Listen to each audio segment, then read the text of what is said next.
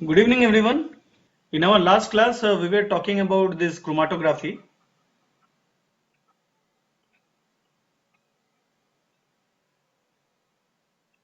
Okay, and we have discussed what a chromatogram, what is eluate, what is eluite, and all these things. What are the different nomenclatures of the chromatography, and how they and how they work. The basic principle we have looked. Okay, we have not gone into the details, and then lastly we have discussed about the what are the different types of chromatographic techniques. So based on the mechanism of separation, based on the mobile phase, and then lastly based on the chromatographic bed. Okay, now today we will be discussing about one important thing which is regarded as plate count. Okay, now what is a plate count basically? As suppose you have a column or you have a chromatographic bed. Say I am talking about say a filter paper upon which I have soaked in water. So this is filter paper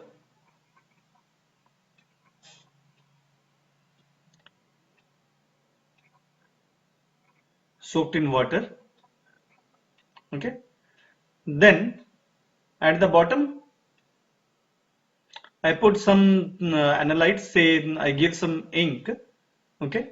And from the bottom I submerge this filter paper in an ethanolic solution or ethanol. Okay, so over there what will happen, this solvent front, it will move, and while it is moving it will take up some of this what you call some of the inks from here, and it will start segregating it over here. Now what is a plate count? It is nothing but the length of your, suppose you want to run the solvent up to this position, so the length of the bed, okay, capital L, divided by uh, the number of theoretical plates, number of plates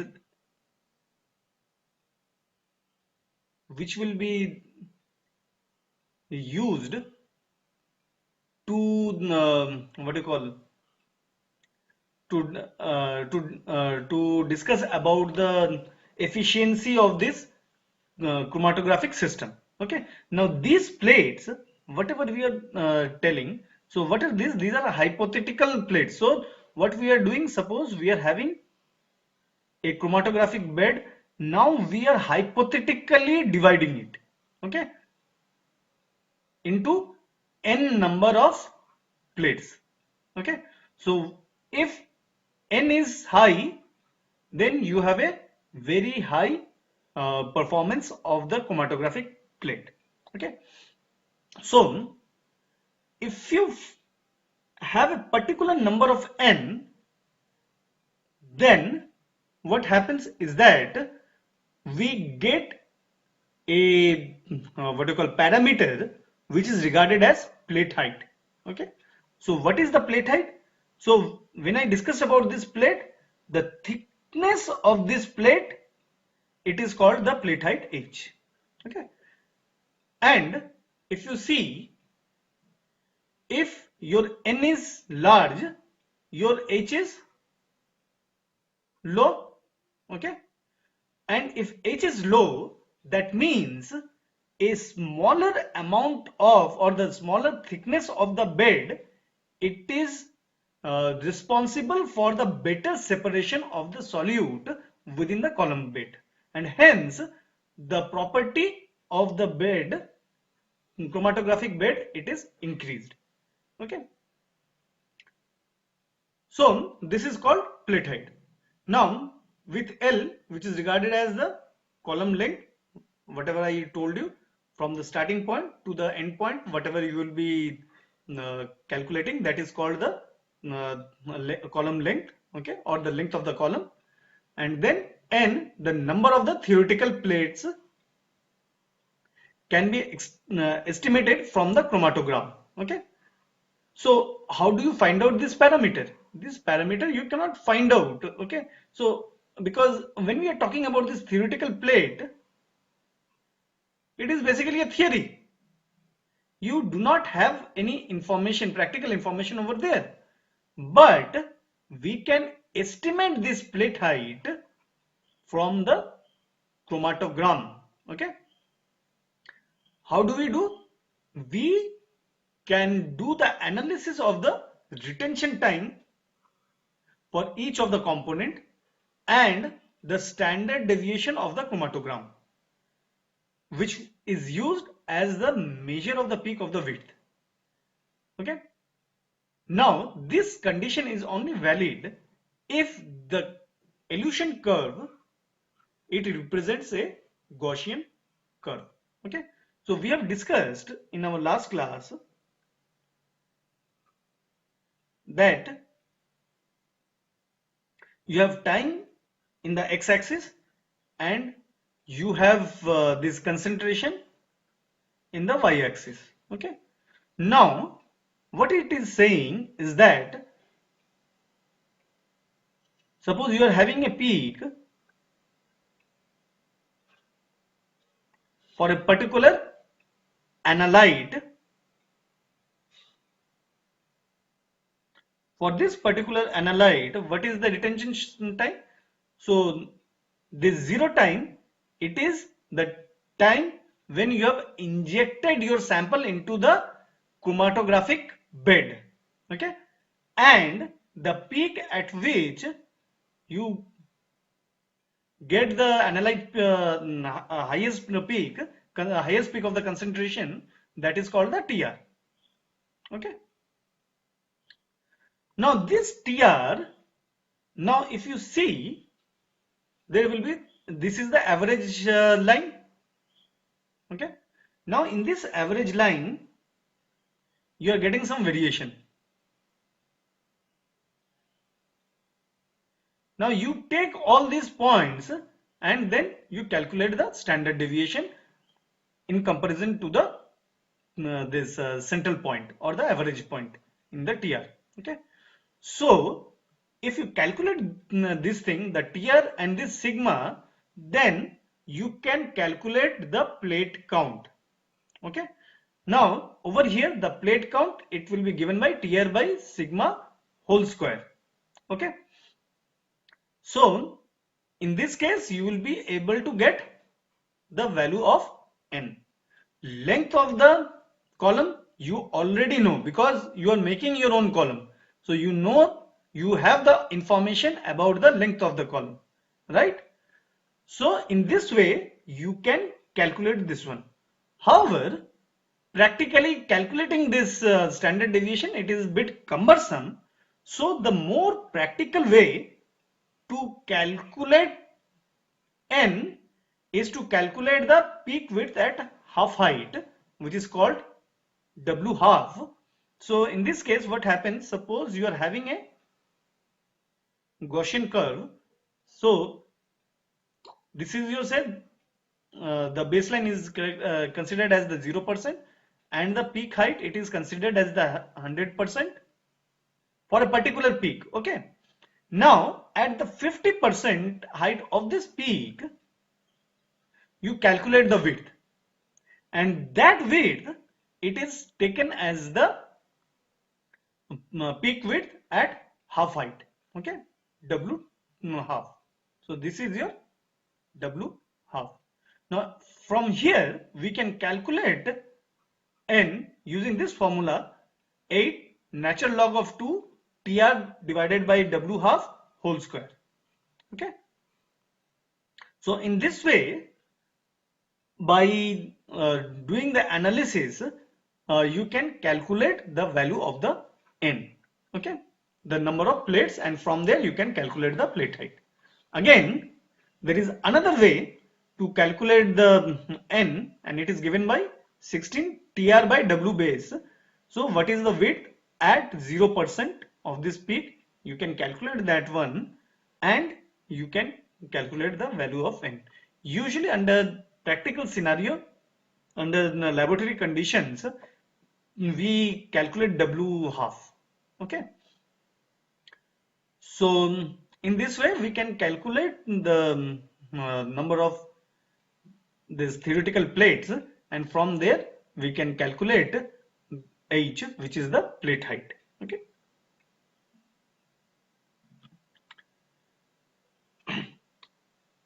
However, if you look into this, so what happens is that it it appears to be too simple equation. Okay. One of the major problem no, which is associated with the chromatogram is that you have a mobile phase which runs through the bed. Okay, which runs through the bed. Right? Now, under this condition, what happens if you change the velocity of this mobile phase, then that will also alter the number of the theoretical plates. Okay. Not only that, the velocity will not only alter the number of the plates, but it will alter some of the other characteristics which will be involved in the separation of the analytes. Okay. And hence, due to that reason, there is another important parameter which is called height equivalent to a theoretical plate. Okay, it is called HETP, height equivalent to a theoretical plate. Previous one was plate height. Here is height equivalent to a theoretical plate. Are you getting my point? And this is being given by the equation Van Demter equation. Okay. So, as per this equation, what it takes is that it takes into account the various flow rates and the kinetics parameters which is going on within a column, which can result in the peak broadening, and then it will come up with a value which is regarded as HETP, and that can be related to the resolving power of the column. Okay. This HETP, it can be related to the resolving power of the column. Okay. Now, this HETP, it is given by A plus B by U plus CS plus CM multiplied by U. What is A? A is AD diffusion parameter, and it is related to the channeling through a non-ideal packing. So what does this mean? This means, suppose you have a column and you have put some stationary phase which is having irregular shaped system and they are somewhat larger.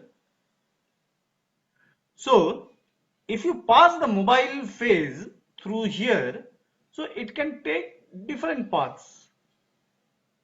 Okay, it can come from here, it can come here, it can come through here, or it can come like this. It all depends how it flows. Okay, now if you see, if you're having this irregular shaped system, the number of the path which the fluid will be taking, it will be a lot more. We have taken only 4 or 5 particles, and within that we can see there are a large number of paths where we are having that the mobile phase will be traveling. So all of this, it will lead to the alteration in the path length. Okay, and ultimately if there is an alteration in the path length, it will result in the what you call, it will result in the more diffused peak. Okay, so how this can be what you call minimized, this A factor? this eddy diffusion factor, it can be minimized. It can be minimized if we take the particles which are homogeneous in shape and size. Okay, I am telling two words, genius in shape and size, and also if we try to keep this the size bit lower size, okay, then we will be able to minimize this eddy diffusion parameter. Okay, now the second parameter B, it is diffusion coefficient of the eluting particles in the longitudinal direction, which results in the dispersion. Now why this is so? So say for example, I am drawing this column in a horizontal way. Suppose you have a column like this and it is packed with the system. I am just drawing the solvent front. So it is there. Your mobile phase is moving from the left hand side to the right hand side. Now when we talk about a column, there will be a very thin channel through which the mobile phase will be coming out in a dropwise manner. Now when the particles are moving and we are making this mobile phase passing through the column at a particular speed, it is generating some pressure in the forward direction. However, since there is a reduction in the channel diameter, there will be some backward pressure. Okay, so there are two types of pressure, the forward pressure and the backward pressure.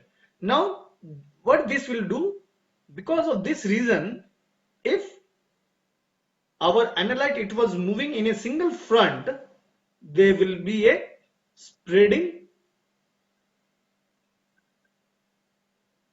of this area. So and because of this, if you plot the chromatogram, suppose if this is this analyte comes out, you will be getting a peak like so. There will be a dispersion, and this dispersion is due to this B factor. Okay, because there is a diffusion coefficient in the longitudinal direction, that means along the axis of the column, due to the back pressure. Okay, and lastly, resistance to the mass transfer coefficient of the analyte between the mobile phase and the stationary phase, and this is given by Cs plus Cm, and usually in general in many of the books you will find it is given by the term C. Combinedly it is given by the term Cu. Okay, and U, it is the speed of the mobile phase through the column. Okay, so usually what happens is that in this equation we plot U versus your what you call efficiency, or you can say HETP. Okay, what you will find, initially it is having a very high value and then it reaches a maximum minimum, and then it again increases. Okay, so at this region, the initial part, this B component, it is predominant, because if U is low over here, B component will be high. Okay, if U is low, when U is low, B component, this component B by U component it will be high, and then when U is very high,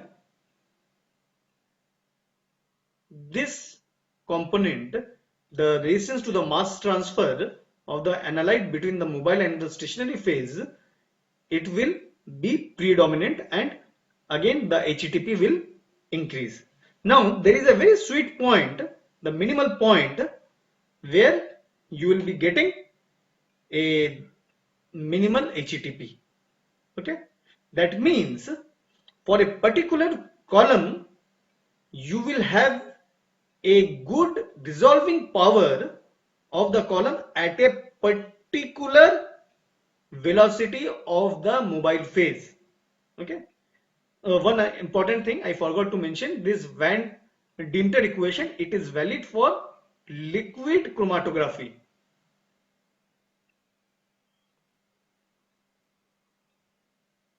Sorry.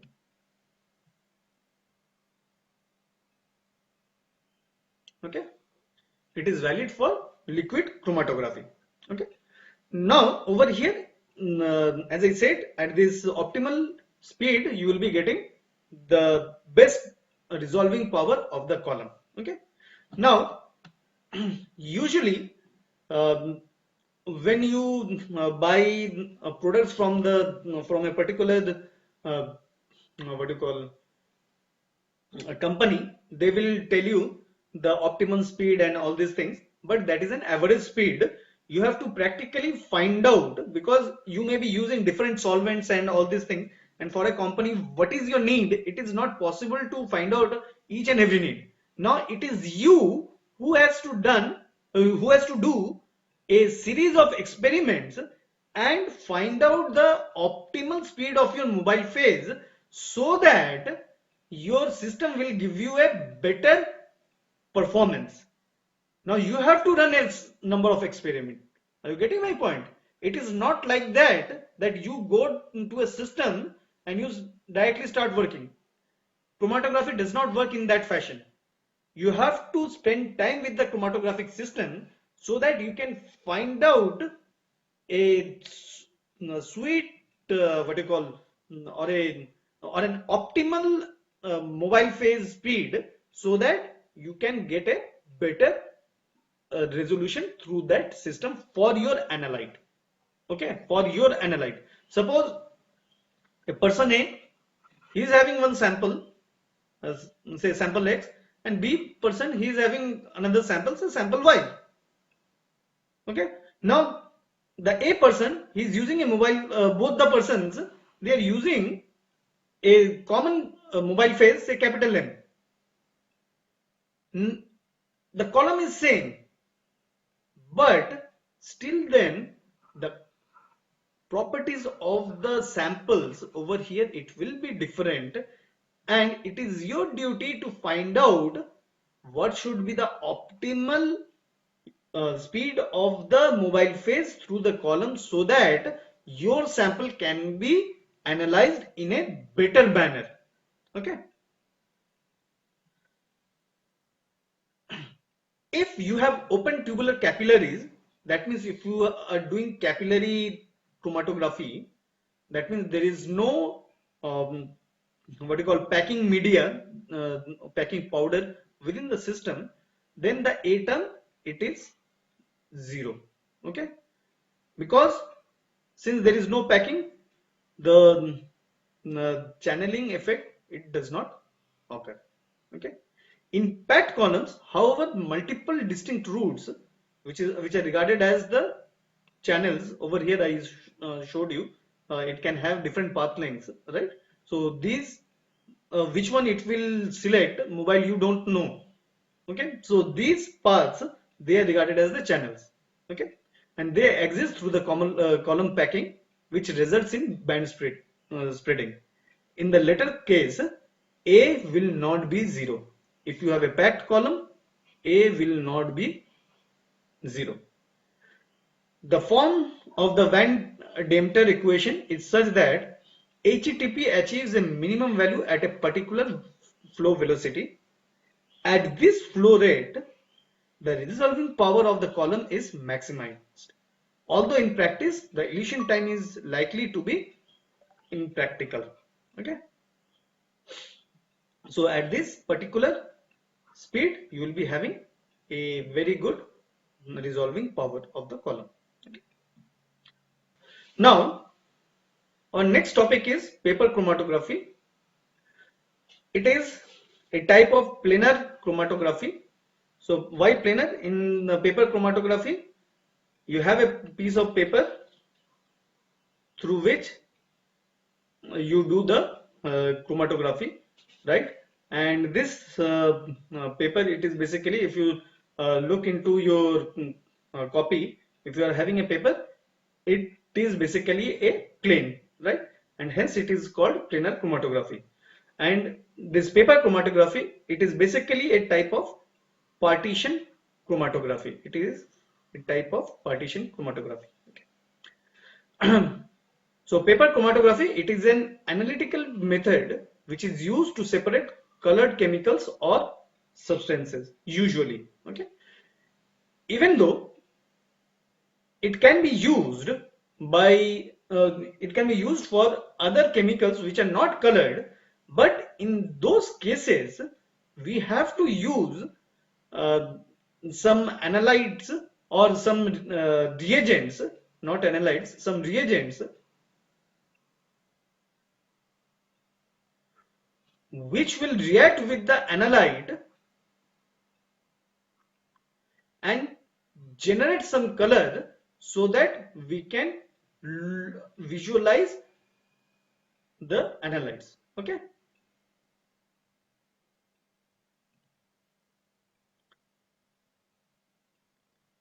So it is primarily used for teaching tools uh, and have been replaced by other chromatography methods such as thin layer chromatography. However, still in some cases, in some preliminary cases, if you have fund restrictions, then we can use the paper chromatography initially, and then we can go for the thin layer chromatography. Okay. A paper chromatography variant, two-dimensional chromatography, involves using two solvents and rotating the paper 90 degree in between. This is useful for separating complex mixtures of compounds having same polarity, for example, amino acids. Okay. The setup has three components: the mobile phase. The mobile phase is a solution that travels up the stationary phase due to capillary action.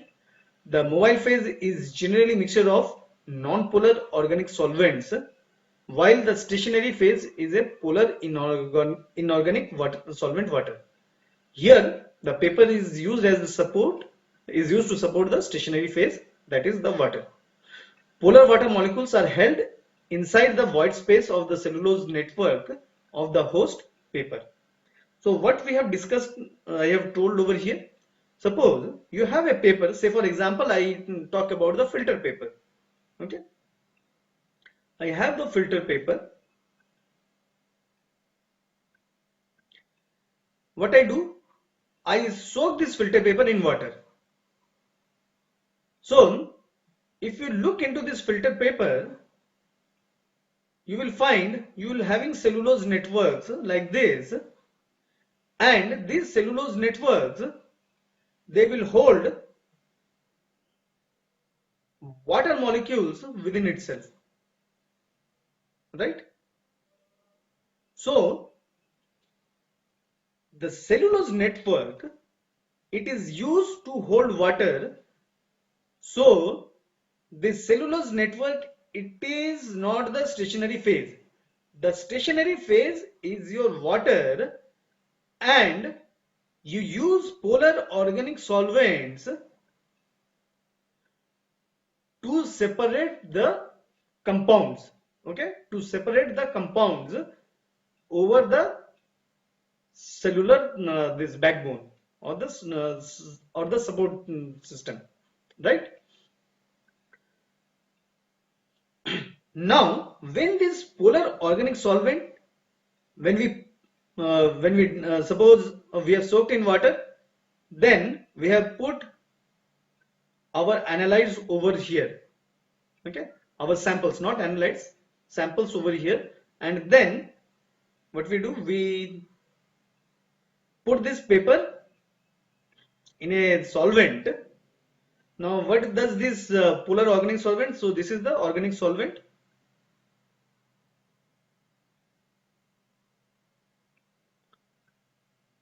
Say for example ethanol or hydroethanolic solution also you can use. Okay. So what will it will do? It will, this solvent, it will start move up, and while it will be moving up, it will start separating the samples. Okay. The start separating the analytes. Okay. So in this fashion, the front will move, and with the movement, you will be getting those who are having high solubility in the organic solvent.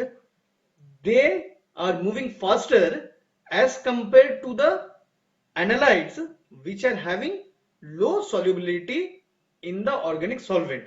Why this is so? This is because of the principle of partition coefficient.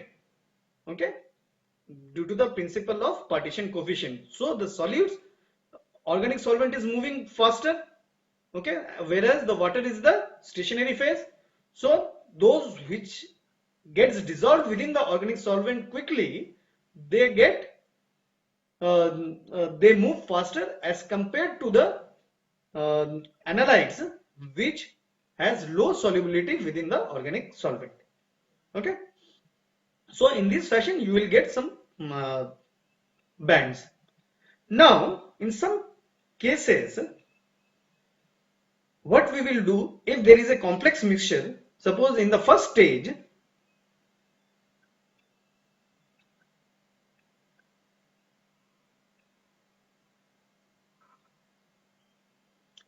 I have taken one sample.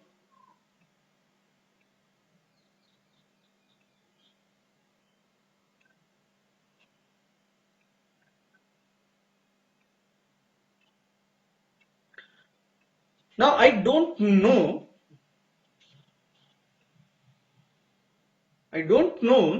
what is the composition over here, or even if I know that what is the composition over here, say the first, the topmost band, it is having two components, small a and capital A components. Okay, so in that case, what I will do is that I will rotate this filter paper by 90°. So when I do it,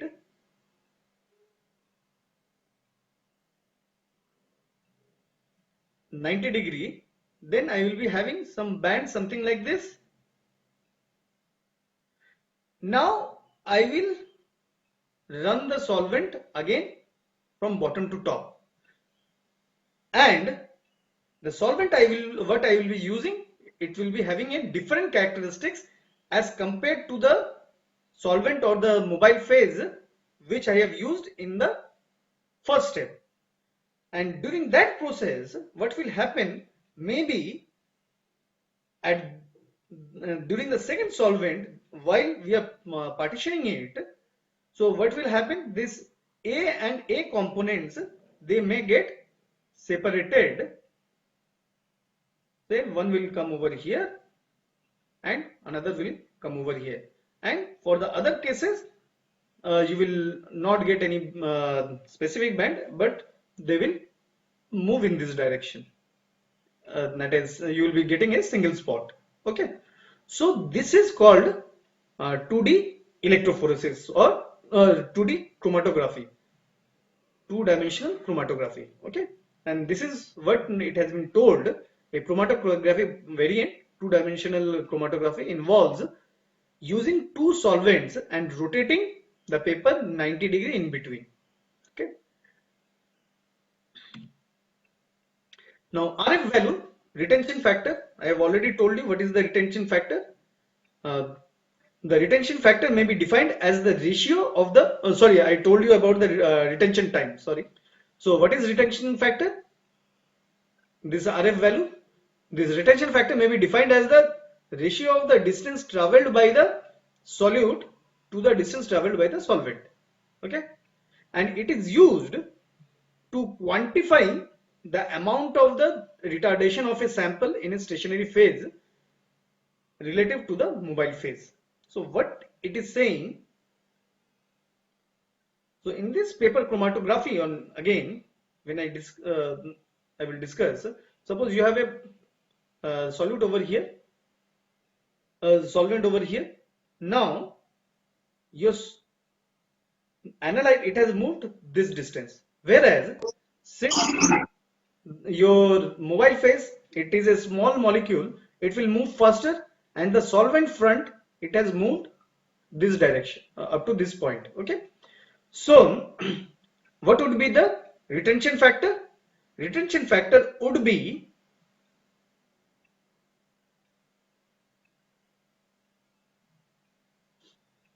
the distance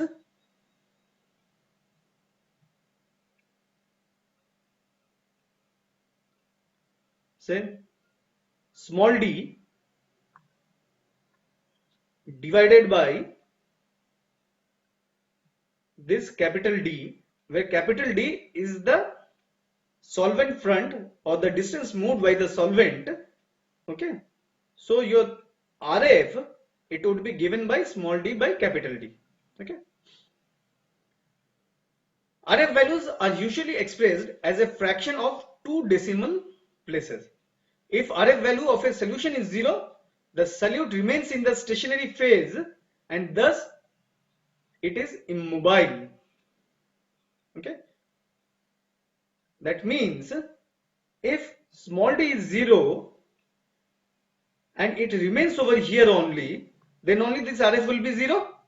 That means using the solvent, whatever solvent you are using, you will not be able to separate or purify the analytes within the sample. Okay, and hence the sample is regarded as the immobile. On the contrary, if RF value is equal to 1, then the solute has no affinity for the stationary phase and it travels with the solvent front. Okay, so that means this your small d is equal to capital D. Okay, so that means your solute, it will move, it is highly soluble in your what you call it, in the solvent whatever you are using as the mobile phase, and it travels along with it. Okay, so for if for a compound, if a compound travels 9.9 centimeter and the solvent front travels 12.7 centimeter, then the RF value would be given by 9.9 divided by 12.7, which is equals to 0.78 as the RF value. Okay, now this RF value, it will depend on the temperature and the solvent. Okay, I have already told about this solvent over here. If you use different types of solvent, you will be getting the separation factor as the you will be getting these RF values will be changed. Further, if you change for a specific solvent, if you change the temperature, then also the RF will change. So usually when we do this kind of chromatography, it is very important that the environmental temperature of the room should be maintained.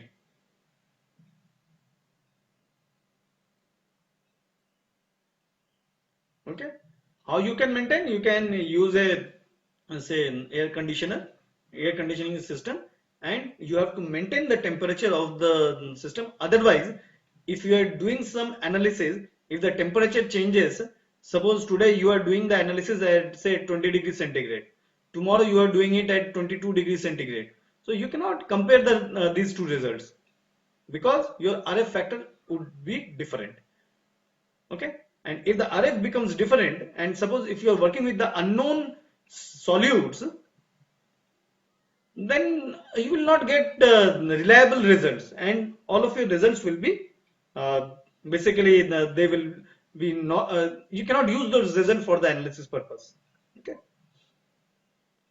a solvent in chromatography is the liquid is the liquid in the paper, is the liquid the paper is placed in, sorry. A solvent in chromatography is the liquid the paper in placed in, and the solute is the ink which is being separated. Okay. So this is the basic thing I have already told you. So at the bottom you will be having the solvent, then you will be having the analytes somewhere over here. You will be placing the analytes, and as the solvent moves through this paper, it will dissolve the system, and this is the solvent front. Okay. And one important thing which I forgot to mention is that you have to do it in an enclosed chamber. Okay, you have to do the experiment in the enclosed chamber, and this is the paper chromatography in progress. So if you see from bottom to top, so it's light color, pinkish this thing, and at the top there is a different color pigments. So even when we talk about, say, we have a definite color, even that color is made up of various color components which we call chromogens. Okay,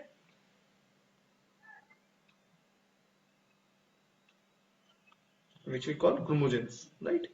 Even if you see the black is also having different shades, right? Now, types of paper chromatography. First one is uh, this is, see, ascending. So bottom to top, ascending. Okay. Then we have descending. So you will say, sir, how no, we can do the descending? Simple way.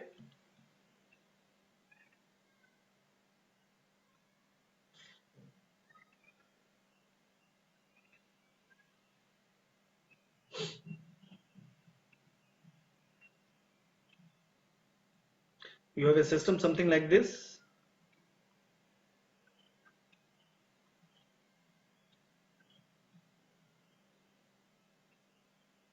Over here, you will be having a solvent system. Then you will be having a pulley-like thing like this. Over there,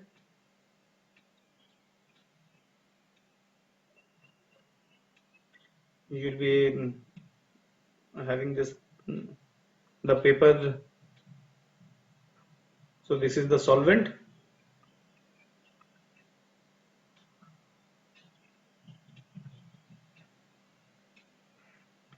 and then you'll be having the lid. So this is the cross-sectional area. So at this position somewhere you will be doing, and then what the solvent will do, due to the capillary action, the solvent will start migrating from here, and from top to bottom you are going. The solvent is moving from top to bottom, and hence it is called descending chromatography. And this one is ascending chromatography. Okay. Then ascending descending chromatography. This is again an interesting thing.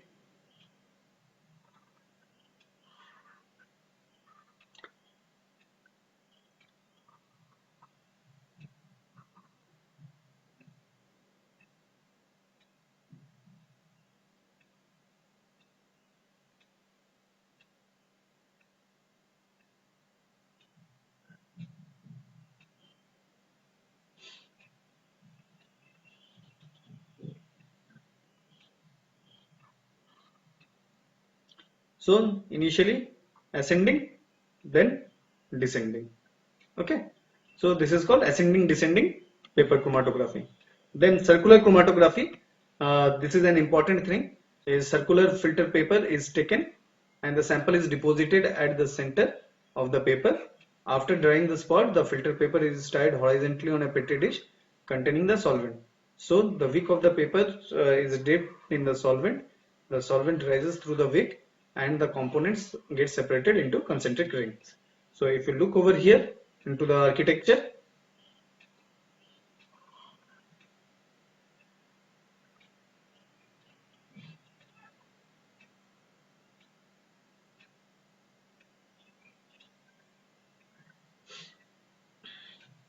suppose this is the thing.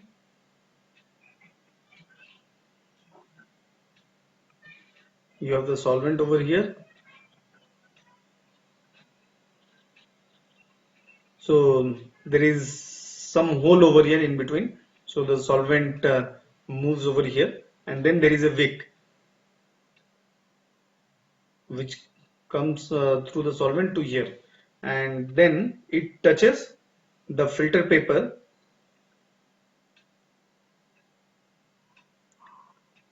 which will be placed over here.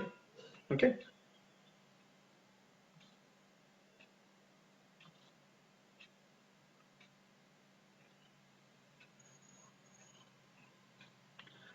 So you analyze, no, you'll be doing the sample analysis over here. So if you see from the top, you will be having the filter paper like this. You have the chromatograms, and then due to the movement, since the solvent is moving equi direction in all the directions, like this, and like this, in all the direction.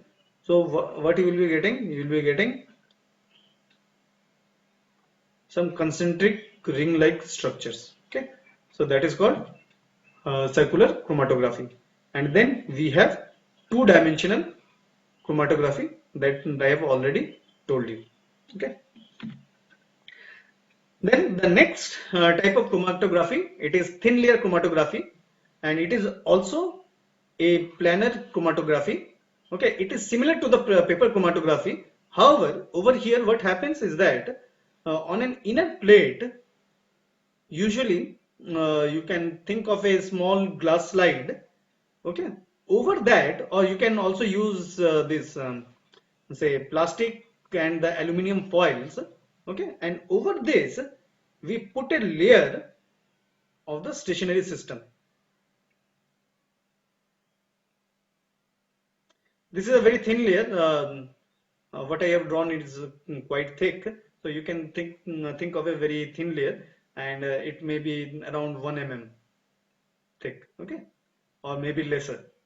Okay, so in that case, this stationary phase, it is basically made up of an adsorbent, thin adsorbent material, which is either silica gel or aluminum oxide gel, or it may be cellulose. So a thick suspension is drawn, and it is spread over this what you call, over this inert substrate, whether the glass or plastic or the aluminum foil, and then this thick what you call coating, it is then dried. Okay, so when it is being dried, then it is being again heated. After drying, it is being heated at a high temperature to make this substrate active. Okay, and then it is used just like in the paper chromatography, and the rest of the procedure is same. So if you see, after the sample has been so cellulose, this layer of adsorbent is known as the stationary phase. So this becomes the stationary phase. Okay, after the sample has been applied on the plate, a solvent or the solvent mixture known as the mobile phase is drawn up the plate via the capillary action. Because different analytes ascend the TLC plate at different rates, separation is achieved. Okay. Now, one important thing, this thing, this is an liquid chromatograph, partition chromatography. Okay. However, this thin layer is solid liquid chromatography. Okay, because your stationary phase is a solid silica gel. Okay. The mobile phase has different properties from the stationary phase. For example, with silica gel, a very polar substance, non-polar mobile phases such as heptane are used. Okay, so silica gel, which is a polar substance, we use a non-polar mobile phase like heptane. After the experiment, the spots are visualized either by projecting in the UV light if it is giving a fluorescent light. Okay, the sheets are often treated with phosphor, and the dark spots, they appear on the sheet where the compounds absorb the light impinging on the certain area. What does this say? That means within this silicon gel, we will be having some phosphors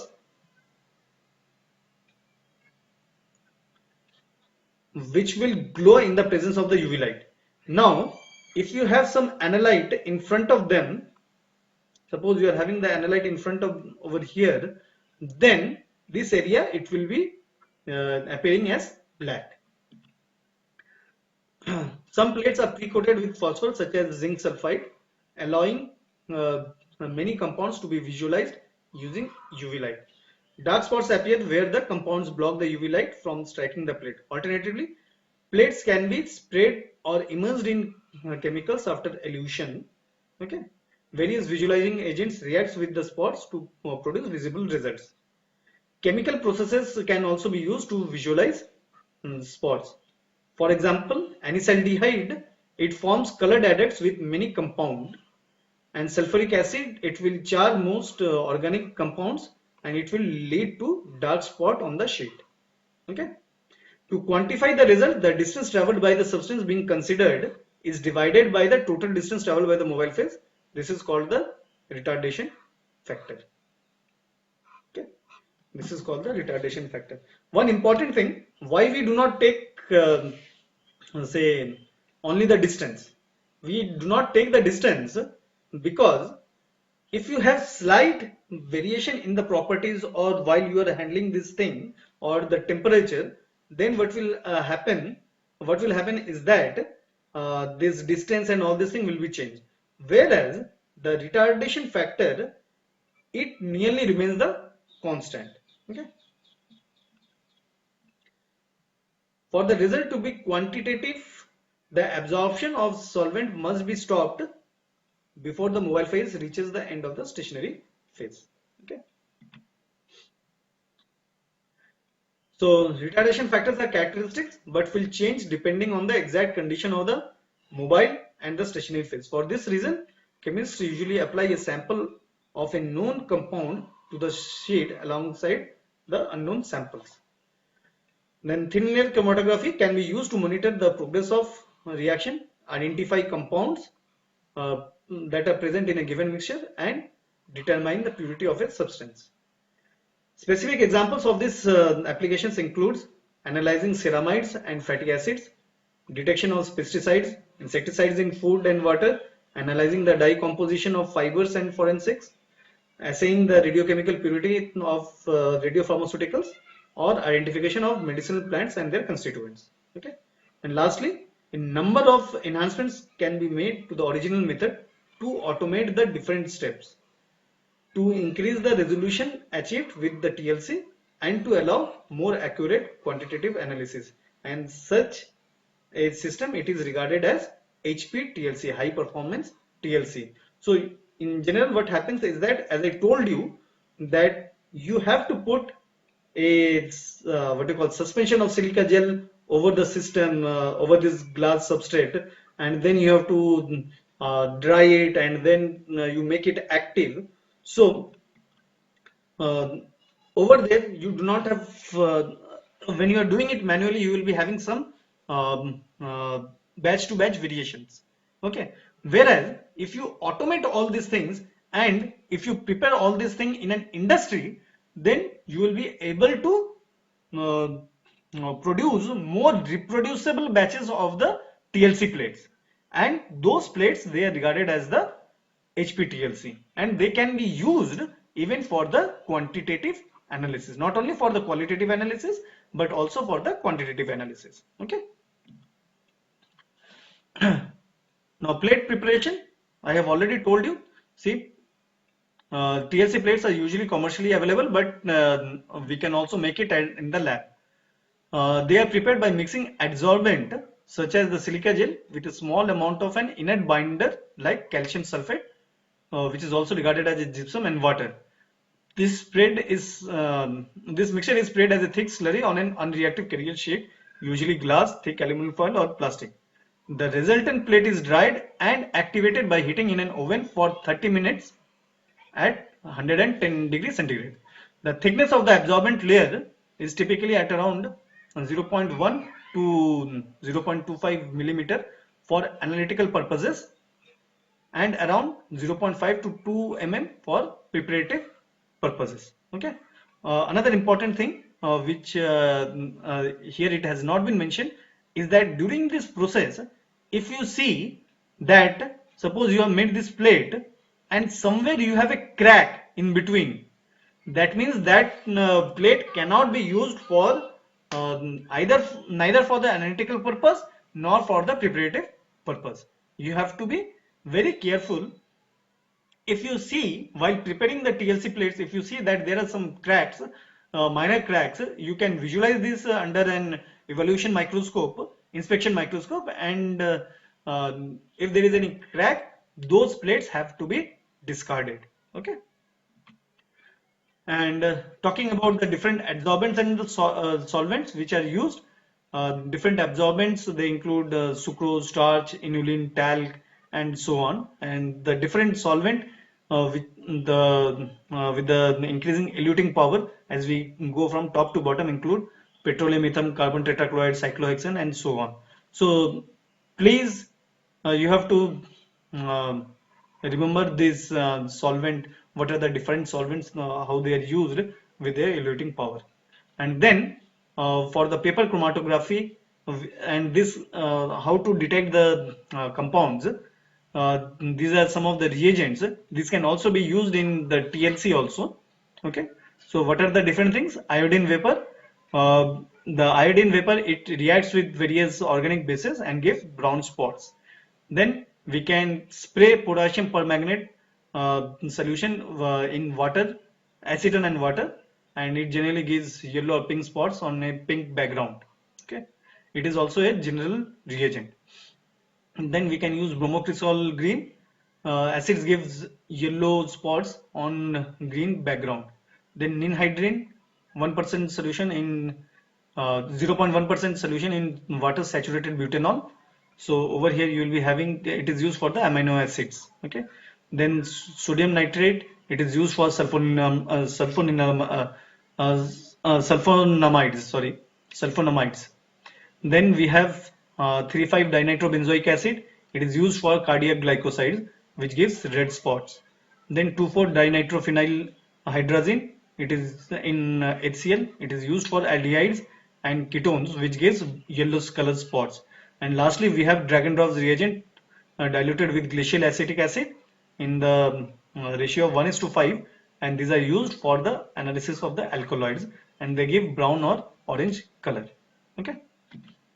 So with this, we complete this paper chromatography and the TLC, thin layer chromatography.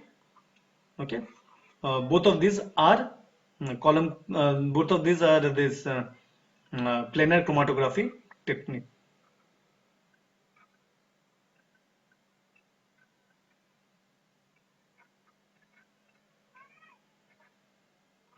Okay. So do you have any questions till now? No, sir. Yes, sir.